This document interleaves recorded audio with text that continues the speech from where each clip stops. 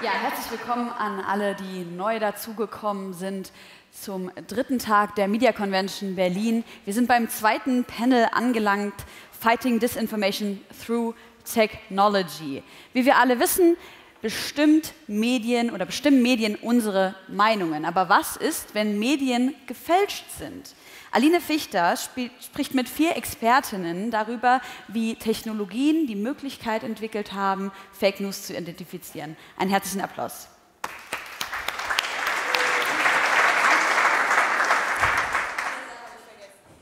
Wenn Sie Deutsch sprechen, weil dieser Panel auf Englisch stattfinden wird, die Übersetzungsgeräte gibt es in dem Raum da ganz hinten. Vielen Dank. Thank you so much. It's great to have so many of you here on the third and last day of the Media Convention in Republica, because we have 4 amazing speakers here. I want to welcome, together with you, Sofia Mateus, head of Deutsche Welle News, Facebook Deutsche Welle News, sorry.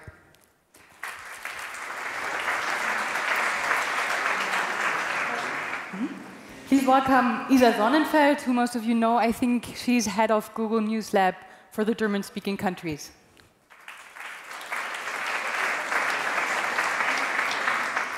Please welcome Hazel Baker, head of user-generated content news gathering from Reuters.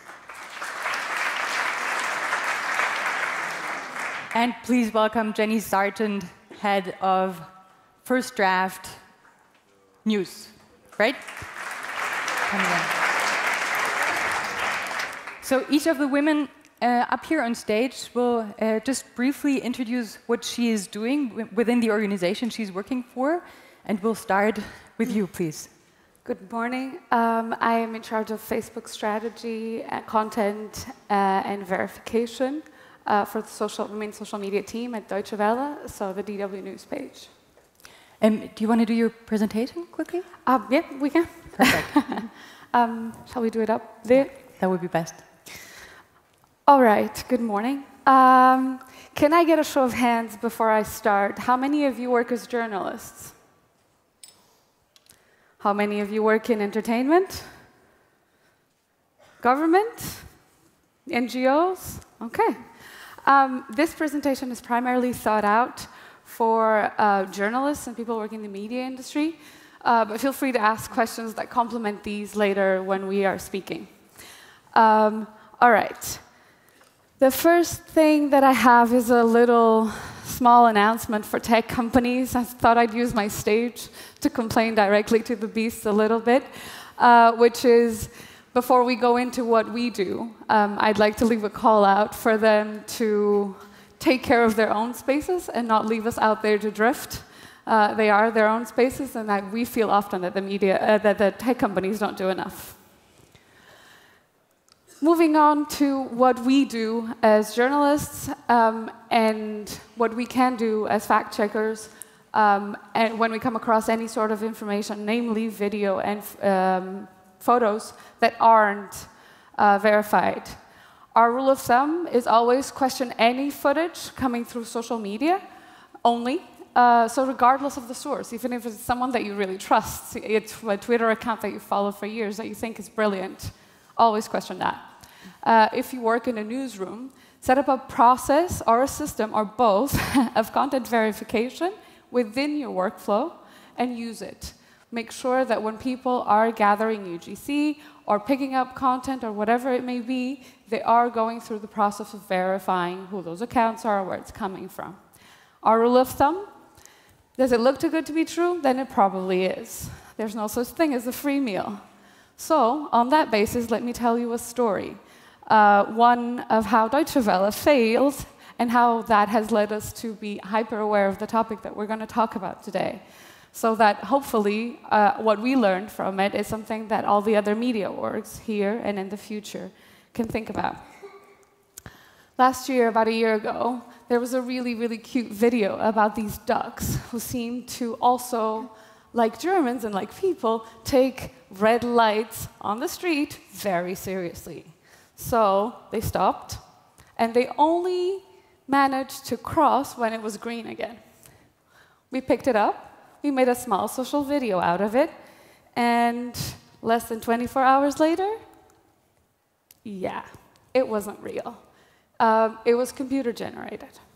It wasn't the ducks, if you had actually spent some time analyzing it, weren't actual ducks. And they obviously didn't stop at a red light.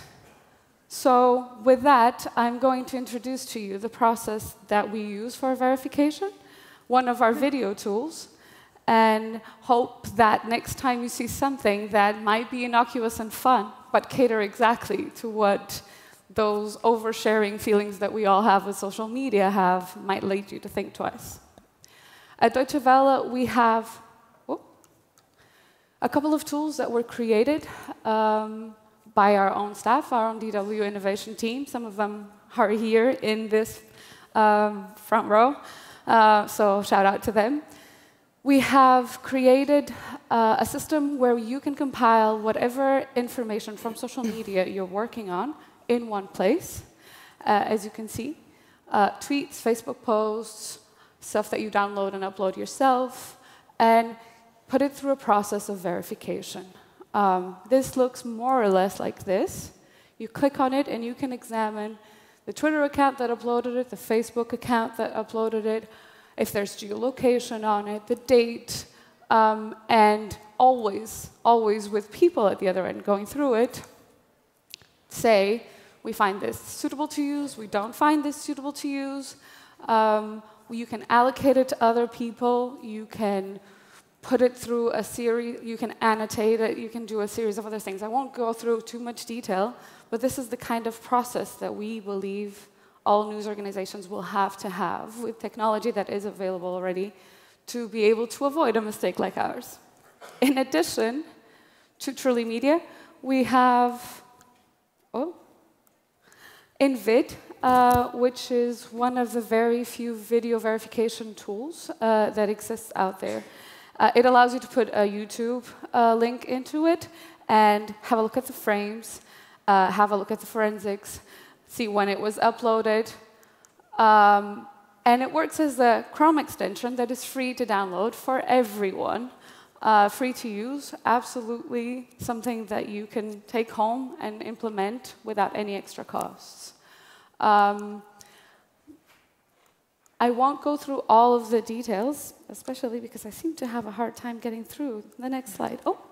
But the main things that it will show you are the upload date, the video frames, so you can go and download them and reverse Google search them to see if parts of that video have been used in other parts of the internet or things of such.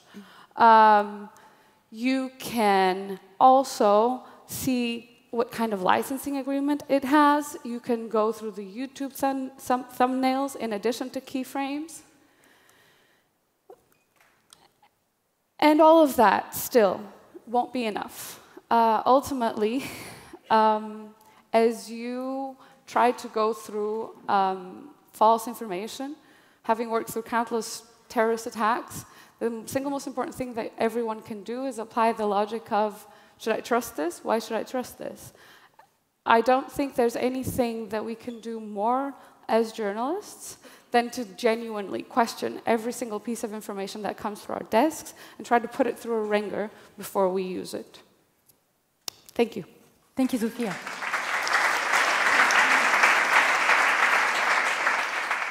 Thanks so much for the insights of how you work, and thanks also for the attack on the platforms.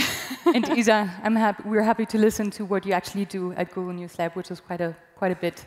Thank you. Okay, I will try and see if the technique works here. Yes, so I'm Isa Sonnenfeld. I'm leading the News Lab for the German-speaking region, and I want to briefly talk about the things and the measures that we put into action around the European election. This is very tough here with clicking. Right? Okay, yes. So we focus on 3 areas when it comes to the European election. First one is inform voters, second is protect elections and the integrity of the elections, and third, supporting the campaigns. I'm going to talk only about the first and the second focus area for us, because we also want to have time to actually answer questions and debate here. So first thing is, of course, it's part of Google's mission to provide and give access to information, make it universally accessible and useful. And we deeply care about providing relevant information, especially also related or in times of elections. And we started with implementing and integrating so-called knowledge panels, for example, for candidates and parties. So for users who are looking for election-related information, they can search for the information, or for candidates in that case, and find additional information about the candidate that they actually wrote themselves and implemented in search, and we show that in the search results. We partnered, and you can imagine 28 member states, we partnered with the European Parliament to make that possible, and also we partnered with the DPA, with the German press agency, to show all candidate statements and detailed information about the candidates. We also started to show so-called voting detailed information, so how to vote, where to vote, when to vote, and also real-time voting results on election day. And we do that in all official languages, and it's based on EU Parliament information. So again, it comes down to how can we provide voters in all European member states with the most relevant information. We also started to build a special Google Trends election hub where users, and of course also journalists, can discover Google Trends, meaning how do people search for candidates, parties, topics that are related to the election. And this is not just a tool that we built, it's basically a tool that also journalists can use for their research in order to better understand what people most care about when it comes to the European election. In general, there are three ways how we combat and attack the spread of mis and disinformation. First, through product development and creating and developing additional features for all of our services. Then collaboration with newsrooms, but also with fact-checking organizations, such as First Draft. And we've been actually a founding member of First Draft in the very beginning, and we use that engagement and interaction with First Draft to better understand the development and the status of how mis and disinformation is spread online. And then the third area, or the third way how we combat mis and disinformation is through research, and also by building media literacy and information literacy programs.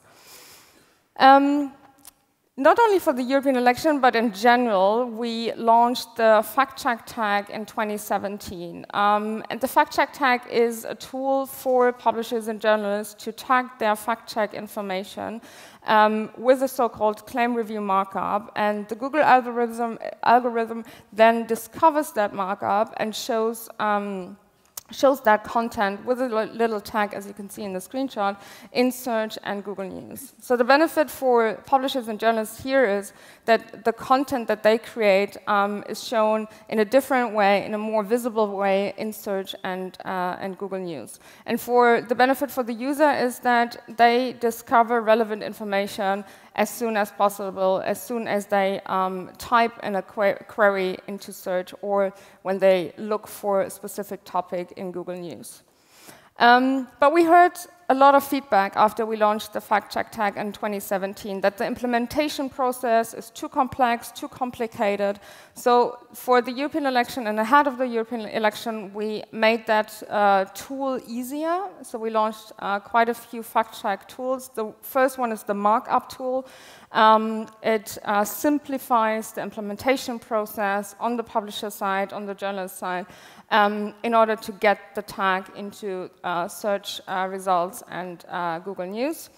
And then we also launched the Fact-Check Explorer site, which is somehow kind of a search engine for fact-checked content. So when you look for a specific topic like the European Commission, you would see all the fact-checked articles that have implemented the fact-check tag on their sites for this specific query in different languages or just in English in this example.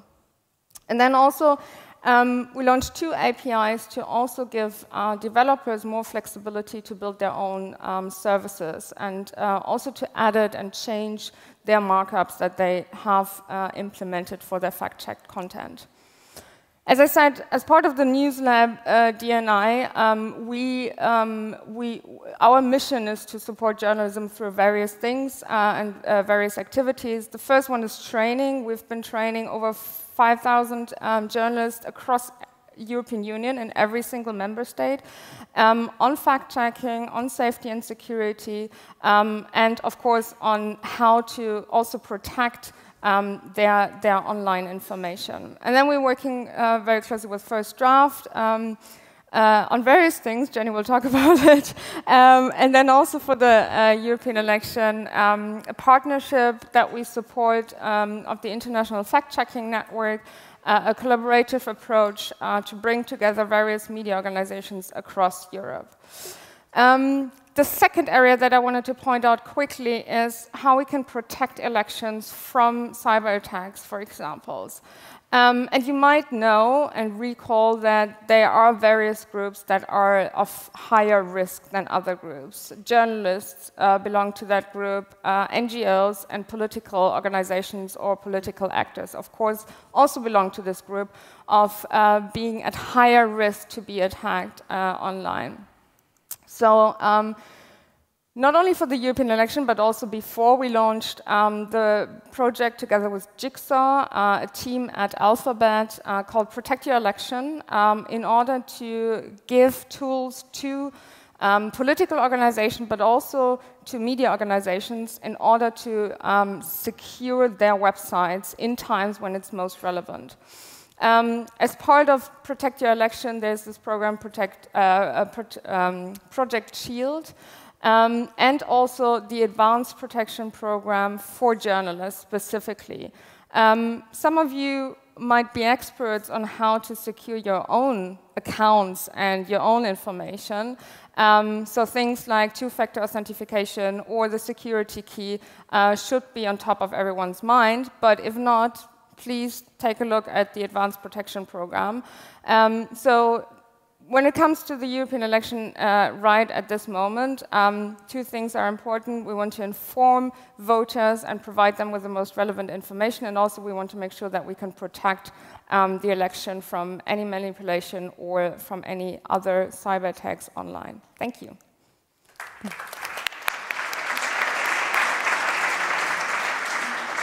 Thanks so much, Isa. Jenni, looking forward to hearing from what you do exactly.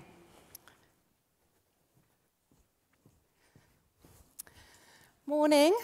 Apologies to everyone that I think this panel is entirely in English just for Hazel and I, so we appreciate that. So I'm going to try and speak quickly about this, and I also thought it would be a good opportunity to be a little controversial in this discussion, because I think that often it's too easy to say that technology is the problem and technology is the answer, and what we're actually dealing with here when we talk about disinformation in particular is human behavior. This is not really about the content. This is about the behavior that drives the creation of that content and drives people to share that content. And so in terms of how we address the problem, technology can help us, but actually we need to look at all the other ways that we can manage how we control this information disorder. So we talk about responsible reporting, collaboration, transparency, and. Oh, it doesn't work, does it? There we go. So we talk about motivation. So firstly, this idea that disinformation is created by baddies, whether it's created by foreign interference who are trying to disrupt democracy, or whether it's created by kind of teenagers in their bedroom who've just worked out how to use Photoshop and thought they'd have some fun. The scale and the scope of what we're labeling disinformation and misinformation is so broad that actually we need to look at where is the harm. where are we really going to focus our attention in terms of this stuff that circulates online? Do we really worry too much about satire when we could be spending a little bit more time on some of these very deliberate, coordinated attempts to kind of divide society? That's certainly where we're focusing our attention at First Draft, but that doesn't mean that we're not interested in the kind of typology of misinformation and how we establish which areas have different impact and what the motives are behind each one. I'm kind of dancing around the idea of calling it disputed information. We absolutely don't call it fake news, ever. We used to. First Draft's website from 2015 proudly boasts a lot of very pioneering thought leadership articles for their time about the creation of some of these fake, very literally fake news articles, fake websites that were designed to look like news websites. Since the election of Trump in 2016, this term has absolutely now been weaponized by an entire community of people who are using it against media to suggest that the reporting isn't credible. And of course, the mainstream media are using it against what a self-titled group are calling themselves alternative media. They're calling themselves journalists. They have YouTube channels. They have huge followers, numbers of followers. And they are conspiracy theorists who effectively are very persuasive in their arguments to a group of people to whom their arguments confirm their own world beliefs.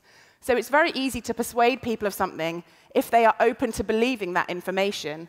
And so really, if we talk down to those people and say this is fake news, that's patronizing. Maybe we should accept that it's disputed news, and it's up to us to provide sufficient evidence to describe why something isn't reliable or isn't trustworthy. I mean, something like this, obviously, is terrifying about the potential of what we can do now. We know that there's all this very clever technology to create deep fakes. But I'm also here today to urge caution about getting too carried away with that threat. It's not easy yet to do this. And even if you can do it, you need to have the influence online to really get it to gain traction. So if you think about how hard it is to tell a lie and have that lie maintained and believable, you need a backstory. You need to have thought about all of the context. If you create something that is persuasive at first glance, it can very quickly and easily be debunked. The risk we all have is that in this kind of information age of very short-term attention spans, all it takes is one quick look at something to say, oh, that's true. And again, you believe it if it already confirms what you want to believe. The ducks. I knew someone else would do the ducks. But it's just to prove that point of, this is a deep fake, I suppose. Is it harmful? Does it erode trust, ultimately? Do we want to believe it? Absolutely. So therefore, we don't take the time to check it.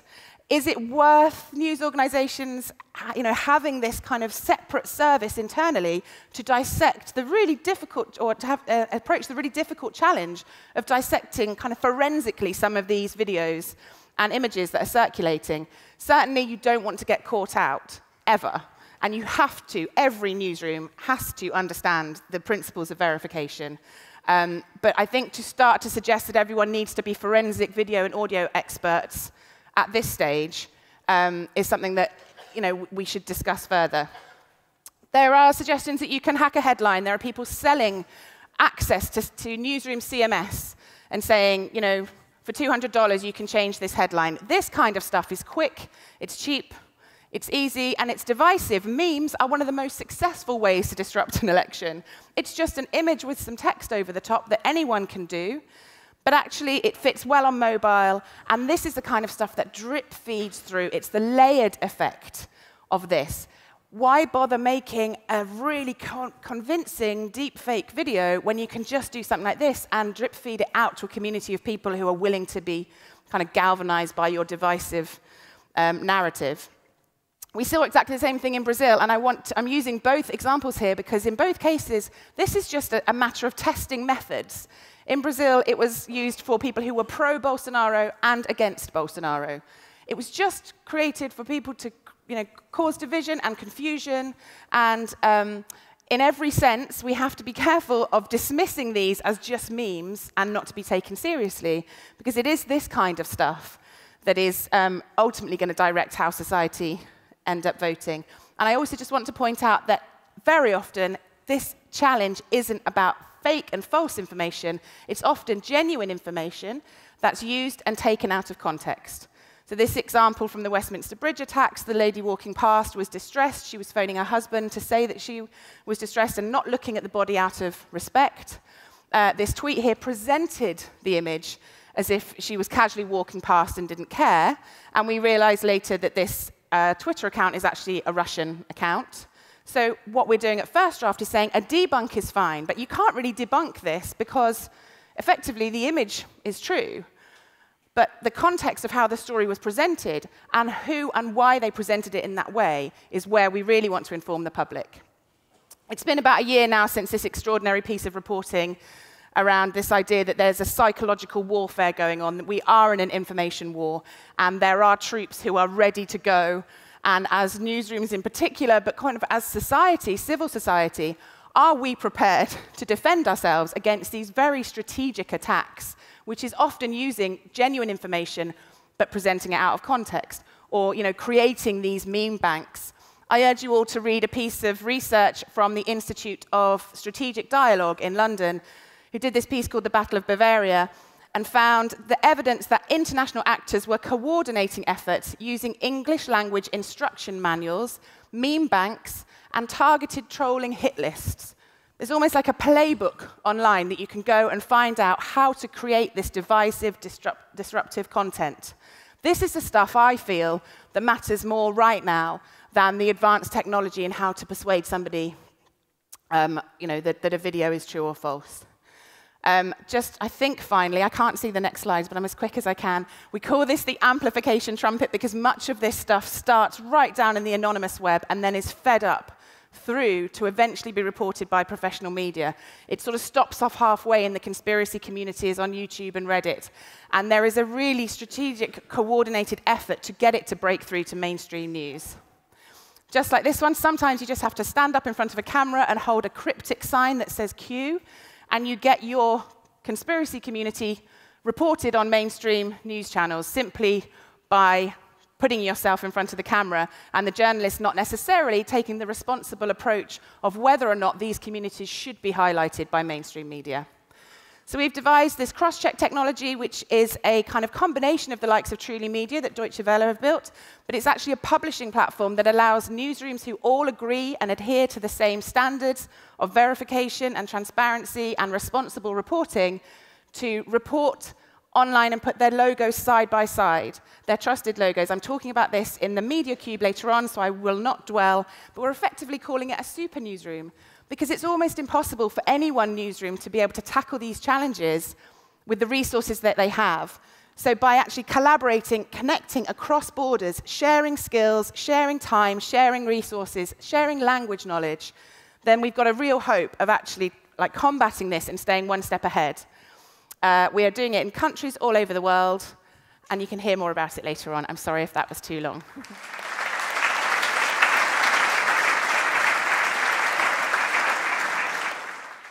Thanks so much, Jenni. Hazel, Yep. a quick insight I shall of your work. keep it brief. Right, thank you. Hi, thanks for having me. My name's Hazel Baker, and I work at Reuters News Agency, where I lead a team which is dedicated to the sourcing, verifying, and clearance of user-generated content. And my definition of that is anything not filmed by a professional camera. Now, why do we invest so much time and effort into verifying this material and giving it to our agency clients? Well, we know that very often for breaking news events, the first camera at the scene is not a professional one. And sometimes those images of a major news event captured by people on their smartphones are really important to high-impact storytelling and are really critical to Reuters clients if they want to tell the story fully. We have a specialist team. We've got 12 dedicated producers around the world who are trained to verify content, to look forensically at the material in front of them, and to speak, crucially, to the sources behind them. And we react very quickly when we hear of breaking news stories, making sure that we're there at the very initial minutes of getting a tip. And as a result of this, we're able to deliver over 100 pieces of user-generated content to agency clients every week. That's pictures and video. These are some of the techniques we use to verify. They've been alluded to by all the previous speakers. So reverse image search using InVid, as Sofia mentioned, geolocation, looking for clues and matching up tips and identifying aspects of video and pictures with Google Images, Google Street View. Looking at the metadata, so we like to get original files whenever we can, because that gives us a wealth of metadata to examine. We look for corroborating imagery. We directly question the source. In almost every single case, we speak directly to the source, ask lots of questions before we put their material out onto our wire. And finally, one thing we're able to do at Reuters is really consult experts. We've got journalists, 2,500 journalists around the world, speaking virtually every language you can imagine, and with lots of expertise. Verification is a collaborative process, and we always try and consult the experts in a single area when we're looking at individual pieces of content. Now, one thing that I wanted to talk about today was a potential next challenge. Jenni mentioned it in her previous slides, and it's that of deepfakes. So in case you don't know where the term came from, deepfake is a portmanteau word, so a blend word, two parts of deep learning and fake. It's video that's created using computer-generated imagery underpinned by artificial intelligence. So previously, CGI video took a long time to produce. You had to do frame-by-frame creation. Now AI is helping to fill the gaps and make it much quicker. As a result, we might find a video of any given person saying any given thing in any situation using this sort of technology. But that's all the hypothesis behind it. Are they really a serious threat for the news industry? It's true that to date, we've not had an explosive news story that comes from a deepfake video. But some people think it's a matter of time. However, what I'm noticing already is that the audience, members of the public, are already claiming online that's got to be a deepfake. I don't believe that. It must be faked. So the perception of deepfake technology is very much there. Because our audience are already thinking in those terms, I think it's really important for us to understand as much as we can about this technology and to prepare in future if we do see a stream of deepfake videos to have some sort of robust procedure in place to identify them. So with that in mind, we did an experiment in our newsroom. We looked at the deepfakes that are already available online. Most of them are from porn, so not really relevant to the newsroom. And the ones that aren't involved figures like Barack Obama, Angela Merkel, Donald Trump, and we'd kind of seen them quite a lot of times. So we decided to make our own. Oh, there's no audio. Is anyone able to turn up the audio? OK. Sabine? Or guys at the back? No audio on the video. Oh, I'm so sorry. This is going to be an interesting one. OK, let me explain what's happening in the video. So the person on the left is our colleague, Tess. I'll put this on my Twitter account afterwards. Please watch it. It's really interesting with the audio. Tess is an English speaker, and she agreed to be an actor in this video. She gave a script in English. And we also videoed her doing an interview, saying lots of different things, so that we could map her mouth shape. Now, we used a third party to do this. We used a production house. And they created this green mask around her face using their computer systems. Then we took the second speaker. She's on the right there. And she's a French-speaking colleague. She gave exactly the same script, but in French. And they also mapped her face. And then using the two input sets of data, they were able to take the French speaker's voice and map it seamlessly onto... Nous avons ouvert notre deuxième site de production au début de l'année. Et aujourd'hui, je suis heureuse de vous annoncer que nous allons investir 1,2 milliard d'euros supplémentaires. As you know, we opened our second production site earlier this year.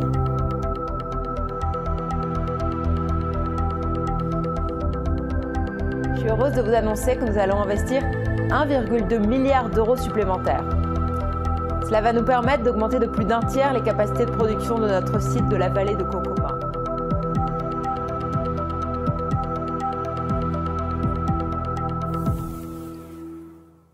Thanks very much for sorting the audio. So that clip you saw of the lady speaking French was entirely deep-faked. She does not speak French at all. We thought that was quite a convincing result. And we were interested to show that to people in our newsroom to see whether they could detect anything unusual. There were two main things we noticed here. One, if you show that video to somebody who's expecting a deepfake, they're really critical. They're able to spot problems with audio to video sync. They're able to spot problems with the mouth shape. And they also notice that the speaker is really, really still. And that's because we asked her to sit still. It works better to create a deepfake if your subject is static. The other thing that we really noticed was if you weren't expecting a deepfake, the video felt odd, it felt unusual, but it was really difficult to pinpoint what the actual problems were. So clearly instincts at play there, the people who had no idea it was coming felt something was wrong, but they couldn't put their finger on what it was.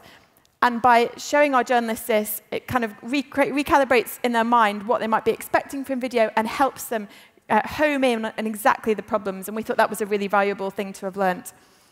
And finally, this experiment also enabled us to plot deepfakes on what we've called a sliding scale of deceit. So we see misleading video all the time.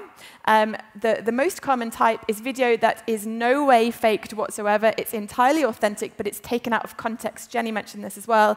And it's relabeled as if it purports to show something entirely different. So that is probably 90% of the misleading video that we see. We also see some video that's edited. Now, that takes a bit more effort, but not that much effort. Most people have got video editing software easily available. Staged video is something we encounter far less regularly, but it does happen. Sometimes people recreate events either to mislead or as a project, or again, things that get taken out of context. Sometimes we see CGI. The ducklings are an example, but we've seen other examples too. And finally, at the very far end of the scale, something that requires most degree of manipulation is a deep fake. So actually, although deep fake seems like an entirely new scary technology, it fits into our verification framework already. We still have to do exactly the same steps to verify it as we would any other piece of video. And we hope that by plotting the scale, we've helped some of the journalists in our newsroom to approach new pieces of video that look suspect with this critical thinking in mind. Thanks.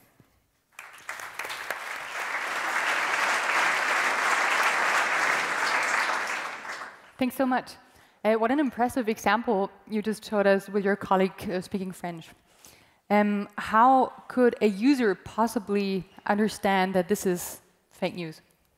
Well, you have to look at the source and the content in sort of two different aspects. So you have to think about who's put this video out there, what could their motivation be, and what do they know about the subject? Are they the actual source of the video, and if not, why not? And then you have to look at the content itself. Is there anything suspicious? Well, there were some kind of red flags in that video.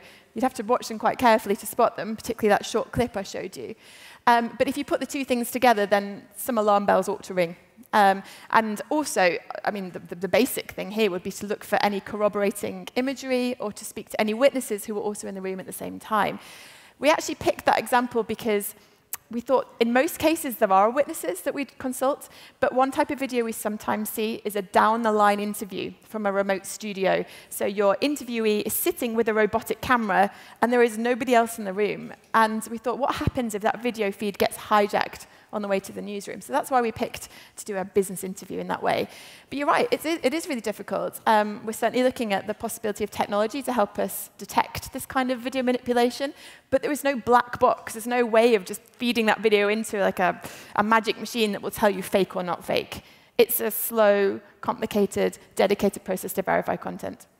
Thank you, Jenni. I found your aspect very interesting about the different kinds of motivations of people or sources putting fake news out there. And I'm using the term even though you said you don't use it anymore. Mm-hmm. So with the European elections coming up, what motivation do you see more, probably? I think I was asked this question yesterday, and actually it seems to be very much driven by emotion and very much driven from domestic kind of activism. This idea of kind of Russian interference or foreign interference is one that we, again, should be careful about. I think we have to be clearer in terms of the motivation. It's driven by division. It's driven, instead of right and left, it's now establishment and the common man. And it's all around injustice and unfairness and anything to do with kind of nationalism and pride and identity. So broadly speaking, in terms of the themes that seem to be the most coordinated in terms of repetition, of patterns and trends, that's broadly what we're seeing. And you're talking about Europe, right? Because that sounds like a global development. Yeah, it's not. It's the same. I've just been in Argentina and Uruguay, and that's their biggest concern as well. Every election that we've covered, I think there's always issues around election integrity, because in many cases there is genuine incentive for some groups just to stop people voting completely. And one of the ways to do that is to erode trust. I realise I have my back to an entire part of the room. Sorry about that. So they're trying to erode trust. They're just trying to make people think, I don't know what to believe anymore, so I won't vote. I don't trust myself. It doesn't really matter whether the content specifically is true or false. And that's across all elections. Thank you. Sofia, thanks again for your little provocation in the beginning. It's always fun to have that on a panel, and I want to take you up on that one. You heard what Isa said. Google is doing quite a bit, and Facebook said, I think on Sunday, that they created this great war room with, I think, 50 people, etc. So why on earth do you say that the platforms don't do enough? I'm probably going to get into a lot of trouble for this. I think that, I'm going to start with the end of your question. I think that Facebook has created war rooms for many elections now, and yet it seems like we keep seeing the same problems slipping through the cracks. There was a war room for Brazil, and we know what happened there. There was a war room for the German elections, and yet Facebook groups, which are the new push, are mushrooming with false information, especially, like Jenni said, driven by national actors and parties who are trying to stoke this feeling of the common man versus the establishment, the elite, and so on. So having listened already to a Facebook briefing on what they intend to do for the European elections, I heard a lot of what we've been hearing for years, but nothing too specific about what they intend to do. They're flagging up features have been downgraded. The fact that, for example, the inauthentic behavior Russian-related accounts were reestablished the moment that they were identified as such. So I think that Facebook is a very troublesome actor, primarily because that lies in it's in the algorithm. The algorithm prioritizes this kind of, it counts clicks. So it prioritizes this kind of difficult content, fake content that creates rage, that creates all of these sorts of feelings. I think Google has done a lot more and pushed for a lot more interesting, and I found the fact-checking website search function really interesting. But when I searched last night for our fake video, the first hit on the Google search is still the video itself. Like, right beneath it is a Bento article. For those who don't know, Bento is a German media outlet, kind of like BuzzFeed, saying that it's a fake in German, and the Gizmodo one in English. But there's no flag up on that video. So if you just click that video, you are redirected to the primary actor that distributed that content for the purposes that, whichever they were, in this case it was an ad agency. And the platforms are still not themselves flagging it up. The processes that have been put in place mean that fact checkers do the work, but often come so late to the algorithm with the work that there's very little that we can do when we're playing catch up that way. Thank you. With all the efforts you've put into fighting false information, do you think you do have some blind spots or things you want to put more effort in? I think, first, it's good that you call us out. I think it's important that we discuss this challenge that that we all have to deal with, not only journalists, not only media companies, and also not only tech companies. I think, in the beginning, when Google search was created, the mission was to provide users with relevant information, and users trust us when they type in a search query that we provide them with the most relevant information. And when there are cases where users don't find the most relevant information, then we didn't do our job rightly or at its best.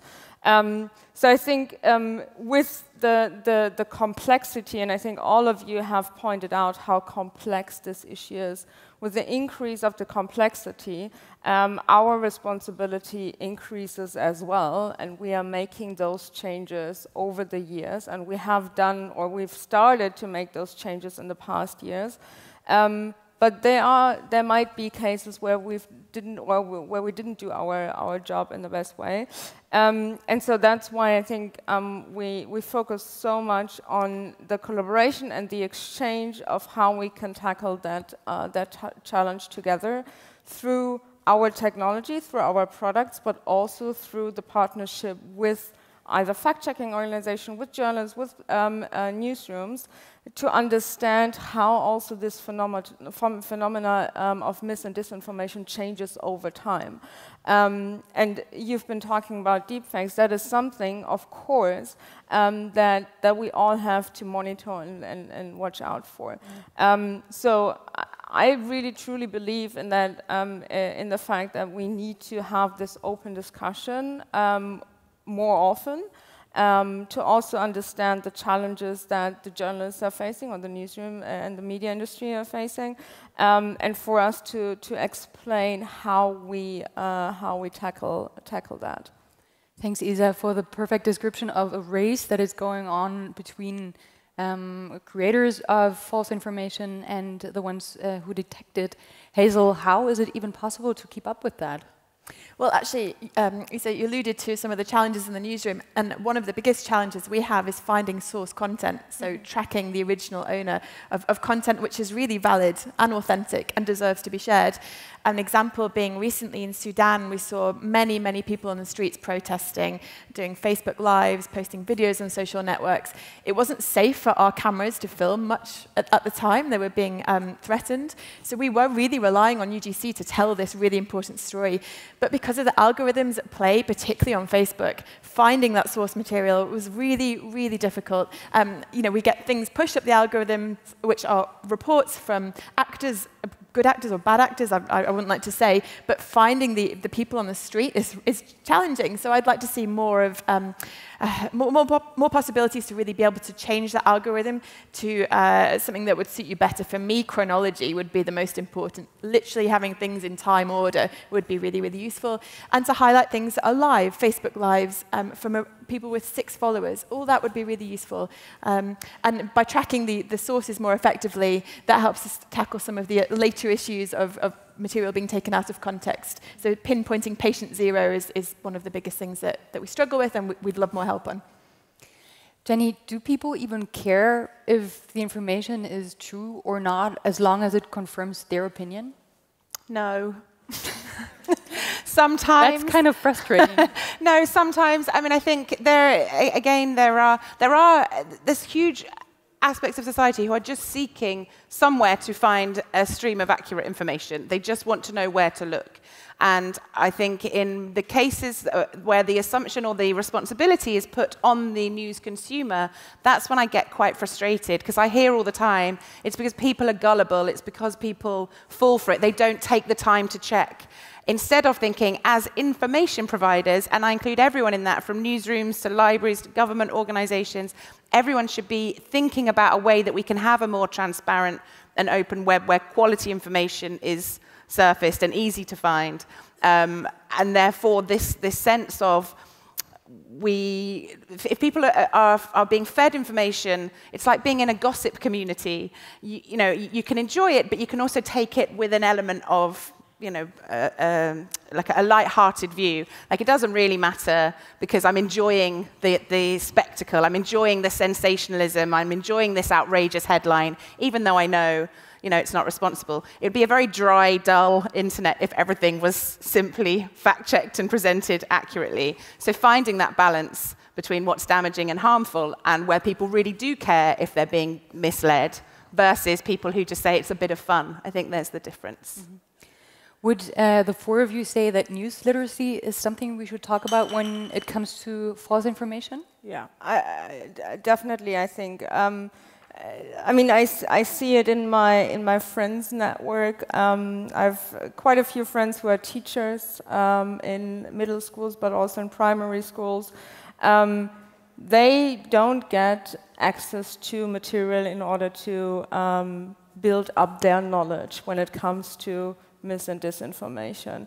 And sometimes the pupils are even more advanced in handling social media than the teachers. So I think talking about media literacy or information literacy is one aspect, and should come down to our very personal responsibility as well. So we are very privileged because we work in that space and because we kind of understand the mechanisms and the processes. But I think if we can use our privilege to share that knowledge as wide as possible, then hopefully that also has an impact. But I do think that talking and also supporting media literacy programs as much as we can is important, but I do agree with Jenni that we shouldn't convey the responsibilities to the users only. I would say that you have a bigger issue than that, even though that is a massive one, which is I think that the way people view the internet is still, or the information that they get on the internet is still a little bit naive at times. And I think sometimes we should be speaking not just about media literacy, but digital literacy. Mm-hmm. So, and that's why I would say that whilst we are massively responsible, it's gatekeepers or whatever you want to call us, I think there's also a huge responsibility on the part of the platforms and the technology, because I know that my aunts, for example, they just trust Google and Facebook. If it's on Facebook, it must be true. That's what they always tell me, even though I've been through their Facebook feeds and like, this is definitely not true. So I think it's important for us to also pass on to people the idea that the internet is not neutral. It's not like going to the library. It's more like the street. And if someone hands you a flyer on the street, you're probably going to think twice about why you're getting that flyer, as opposed to just being like, oh, this sounds great. I should just do whatever it says. And who is in charge, in your opinion, of teaching digital literacy if the pupils know more than the teachers probably on that? I think teachers, but like Isa said, it's very difficult because a lot of them haven't been taught this. I think that there's room also for some of the literacy, multiple actually, initiatives online that maybe need to be pushed a little bit more for people to do like basic courses, for the media to do a little bit of that too. I think it's just very difficult overall. Sorry to jump in, but I really worry as well about creating new industries. So like we need a new set of organizations specializing in media literacy and a new set of organizations specializing in fact-checking. This for me feels like, every journalist I've ever met would call themselves a fact-checker, and they just need the enhanced verification skills that Hazel was describing to help them do their job now in an age of disinformation and in a digital age when journalism originally, wasn't, or any journalist originally wasn't faced with these challenges. But the same with media literacy. Again, it's about tone and how you're more likely to respect the opinion of somebody who's within your community, who understands the way that you speak and your beliefs. If I was to present to somebody a very valid reason why something wasn't true, and I just slap a big red fake sticker across the front and then assume that they're going to go through the very detailed evidence that I've collected, I'm not going to change their mind. They're just going to be annoyed. I will just say, why should I believe you versus this other very credible person who I already am kind of closer to in terms of my opinion. So then establishing these separate agencies saying news literacy should be taught as a specialism in schools rather than communities should be assisted with ways to find information instead of learning new skills to critically consume information. It should be integrated. Thank you. One of the best parts of Media Convention is the audience, actually, and I'm sure some of you have a few questions in the remaining 5 minutes. I see one here. There's a microphone coming. What do you make of Dana Boyd's idea that media literacy fuels conspiracy thinking, that when you say to someone, just consider the source, of course they would tell you that, that's what they want you to believe, that this is a way of convincing people of conspiracies? Do you want, who do you want to respond? Does anybody of you feel the calling to respond? I mean, yeah, in every case, the reason that we get so frustrated here is because this has become a real us and them argument. So for every fake or fact-checked fake, this is why it's fake story, there is a rebuttal from the other side. For every conspiracy theory, and then you debunk the conspiracy theory, and then they come back and say, well, of course you would say that. I think it's accepting, which is why I talk about the behavior part rather than the content. The challenge we have is in the division of society and the tactics that are employed. And because this is driven by emotion, if you're looking to the journalism community to respond, the journalism community can't use, they do use sensational headlines, but generally, the more ethically driven newsrooms wouldn't be able to apply the same techniques that the conspiracy theorists do. So it's all presented in a way that is much less driven by emotion, whereas conspiracy theory communities, it's all about emotion, and it's all about these terms like injustice. So you can't respond like for like. I think the reason I say this word disputed is for that reason. Don't say to them it's fake. Say, where can we meet you in the middle to discuss the fact that we both dispute, or we dispute what you've presented and vice versa? How can we both present evidence to each other to have a more mature conversation? It's naive, potentially, but I'd like to see that happen. Yeah, that's a huge discussion we're getting into. We have the time for one more question, I think, if you guys have one. This one, hand over there. Is there also an effort to use AI to determine if videos are deepfake or composed? That's a good one too, thank you. I can answer a bit of that. So as we were looking into the process of creating our own deepfake, the company that we spoke to who created it obviously has a lot of information because they made the video. So they can use the same information to try to look for some of the signs which would suggest that it's using this deepfake technology to make it AI-driven technology. So the short answer is yes. The problem is it's a cat and mouse game. So as technology moves on, the detection system is like this. And can we ever be sure that the detection system is going to pick up the latest iteration of the technology? No, which is why we need humans. Thank you. Well, thank you so much. I think this discussion was more than anything a starting point. Thanks to you, 4 amazing women up here talking about technology and news. And thanks to you.